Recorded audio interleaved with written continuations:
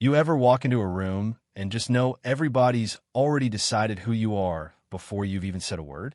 That was me, that morning at the Grand Summit Arena, the sun barely up over the Crimson Mountains, the whole place humming with nerves and ego, everyone pumped for the Regional Martial Arts Championship. Nobody expecting some woman in her 70s, hair streaked silver, dark skin shining, white GI crisp, and belt tied neat like it was a declaration of war. I heard it all, every side eye, every snicker. Who let someone's grandma in here? One kid muttered, not even trying to be quiet, and I swear I caught a woman whispering to her daughter, "Poor thing must be lost, probably looking for her grandkids." They didn't know me, but that never stopped people from running their mouths. You know what I mean? But I kept my head high, just let their words pass over me, because I've been in tougher rooms than that ones where they didn't just laugh. They made sure you felt like you didn't belong. And I learned a long time ago, silence can be louder than any insult if you wear it right. The air in there was thick with sweat, bravado, and the scent of too much cheap deodorant.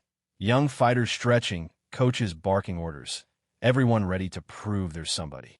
I stepped up to the registration table, and the girl behind the desk, she couldn't have been more than 20, just stared at me like I was speaking a different language when I told her I was competing. "You're competing?" she stammered. "Yes, I registered months ago." She hesitated, glanced at her list, then handed me my badge, her fingers shaking, and I saw her eyes flick over my face with that look, part confusion, part pity, part worry she might get yelled at if this was a prank. Didn't matter. Within minutes, the whispers were a full-blown rumor storm, folks, trying to guess if I was some charity case, or maybe here to do a little senior citizen demonstration. You know, something cute to make the crowd go, "Aw." And then, like it was scripted, Kalen Thorne strutted in, big as a linebacker, shaved head shining, white as milk, and just as smug, 3 years undefeated and so cocky you could smell it. His boys trailed behind him like ducklings, and the minute he saw me, he boomed out, "Hey, did the organizers decide to throw in diversity quotas and age limits all at once?" That's Kalen for you, louder than necessary. Sure, he's the center of every universe. He started live streaming right there. "Guys, look who I'm fighting to die, a retirement home escapee. Smile for the camera. Grandma, tell my fans how it feels to step into your own funeral." All eyes turned to me, but I just looked at him steady, not mad, not nervous, just tired of this particular song and dance. "Respect," I said softly, "isn't given. It's earned." You could feel the room shift. A few folks went quiet. Kalen's grin flickered, but he shook it off. Then Master Rohan, one of the tournament officials, walked over, old enough to remember my name from back when I was winning championships, but still awkward as hell. "We know your history," he said, "but with your age," and he stopped, probably realizing he didn't want to say race out loud. I just smiled. "We all have limitations. It's how we use them that matters." He nodded, but I could see the worry on his face. Worry for me, or worry I might embarrass his whole event, who knows. When the match schedule went up and the whole place saw I'd be fighting Kalen in the first round, you could feel the excitement spike. Half the arena ready to see me get flattened, the other half thinking maybe they'd witness a miracle. Kalen stood up, cracking his knuckles, playing it up for his audience, and as I stepped onto the mat, all I could think was how thick the air felt, like every sneer, every doubt, every old scar was weighing me down, but I squared my shoulders anyway. Kalen sauntered over, called out, "Hey, Black Grandma, hope you signed your life insurance before walking in here." The crowd tittered, but I just bowed, real respectful, the way I was taught. Kalen bowed too, but in that exaggerated, mocking way, and the ref signaled us to begin. He started light, dancing around me, throwing lazy jabs, putting on a show for the crowd.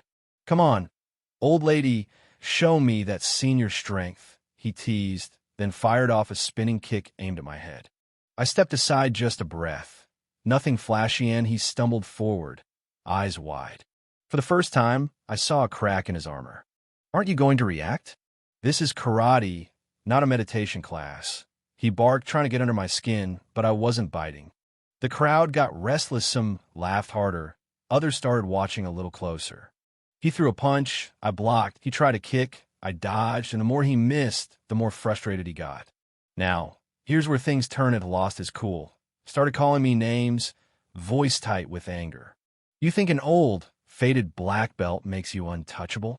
This is my territory, he yelled, and the ref finally flashed a yellow card for unsportsmanlike conduct. That's when I stepped forward just one step, but enough to make him flinch, and I met his eyes. Karate isn't about territory, boy. It's about spirit, and you lost yours. He barely had time to react before I landed my first strike sharp, right to his center. He hit the mat with a thud, blinking up at the lights, and you could have heard a pin drop. I went right back to my stance, calm, breathing even. Kalen scrambled up, face red, pride wounded, and came at me like a bull, but I stayed fluid, blocking, dodging, using every lesson my body had stored over decades. He lunged, wild and desperate, and that's when I saw my opening hip throw, clean and quick. He landed hard, and the crowd erupted cheers, gasps, disbelief. The ref raised my hand. I'd won. Kalen just sat there, stunned, gasping for breath, sweat pouring off him. But the real pain was in his eyes, pure shame.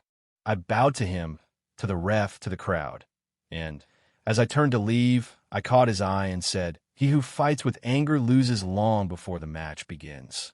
The crowd went silent, then burst into a standing ovation, not just for me, I think, but for something bigger, something that felt like justice. Outside the arena, as I walked through the lobby, kids ran upon little girl with a yellow belt, tugged my sleeve, said, "Ma'am, I want to fight like you one day." I knelt down, smiled, told her, "Then fight with heart and honor. Respect those who teach you." Parents who'd mocked me before now clapped. Some even whispered apologies. Reporters swarmed. The video of Kalen's fall was already viral. One young journalist waved a mic. "You're trending. Can we get a statement?" I just raised an eyebrow. Trending? The world a strange place, I thought. But I looked into that camera and said, this wasn't just my fight. It was for everyone told they're too old, too weak, or don't belong. For those whose voices were silenced, I fought for them. And to remind the world, respect is earned. Back inside, Kalen sat alone, staring at his phone, replaying his defeat, cheeks flushed with more than sweat. Master Rohan put a hand on his shoulder. "Today wasn't your loss, it was your lesson. Be grateful you learned it while you're still young." Kalen didn't answer, but you could see something shift, maybe the first crack in his old shell. At the awards ceremony, I stepped onto the podium, medal in hand, not out of pride, but quiet affirmation, and next to me, two younger girls wiped tears from their eyes. "Thank you, Madam Maya," one whispered. "We'll never forget this." And as the applause washed over us, I looked out over that crowd, saw Kalen standing quietly in the back, not angry, just changed. Maybe that's all you can ask for one moment when someone sees you differently, or you make them see themselves for real. Maybe that's how respect is really earned. So, let me ask you, where do you draw the line between fighting for yourself and fighting for what's right? Would you step onto that mat, no matter who is laughing? Drop your thoughts below. Let's talk about what real respect means and who's earned it in your book.